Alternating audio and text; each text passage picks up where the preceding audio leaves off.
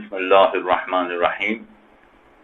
اگر کوئی شخص رمضان کا روزہ چھوڑ دیتا ہے تو یہ دو طرح کے افراد شمار کیے جائیں گے۔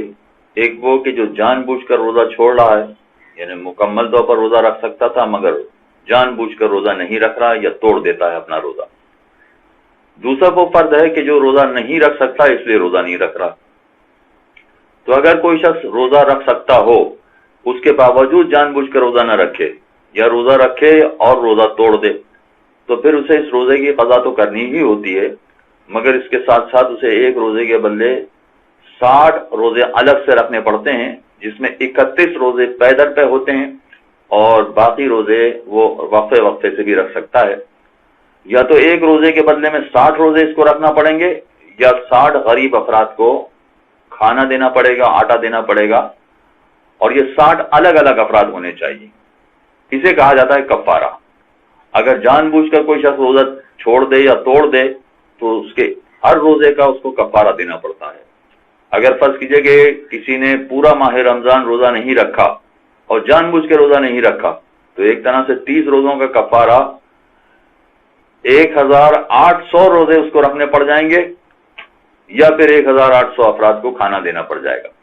البتہ یہ بات ذہن میں رکھیے کہ 60 افراد کو ہر روزے کے عوض یا تو 3 پاؤ آٹا دینا ہے یا کوئی خوراک والی چیز دینی ہے، اور یہ پیش نظر رکھیں کہ یہ فقط اور فقط خوراک ہی دینی ہے، پیسے دے کے کام نہیں چل سکتا ہے۔ ان کو خوراک یعنی آٹا یا کوئی کھانے والی چیز، اور وہ بھی 3 پاؤ ہونا چاہیے، 3 پاؤ سے کم نہیں ہونا چاہیے۔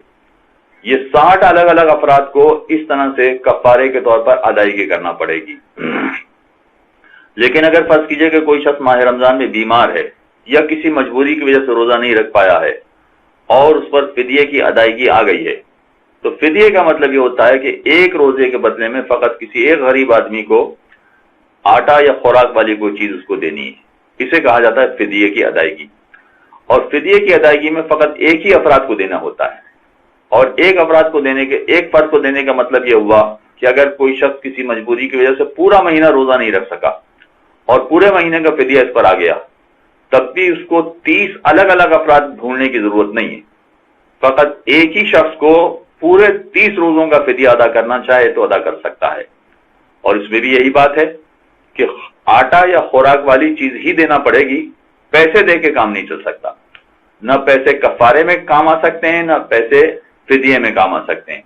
کفارے اور فدیے دونوں میں خوراک اور آٹے جیسی کسی چیز کی ادائیگی ضروری ہے، اس کے بغیر نہ کفارہ ادا ہوتا ہے نہ فدیہ ادا ہوتا ہے۔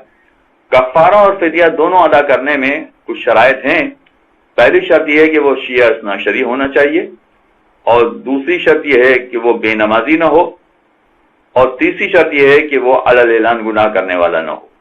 یہ دوسری اور تیسری شرط احتیاط واجب کے طور پر ہے، لہذا ایسے کسی غریب شیعہ کو دیکھنا پڑے گا کہ جو ان شرائط پر پورا اترتا ہو، انہی کو فقط کفارے یا فدیے کے خوراک جیسی کوئی چیز ان کو دینا پڑے گی، فدیہ اور کفارے دونوں میں۔ وصلی اللہ علی محمد۔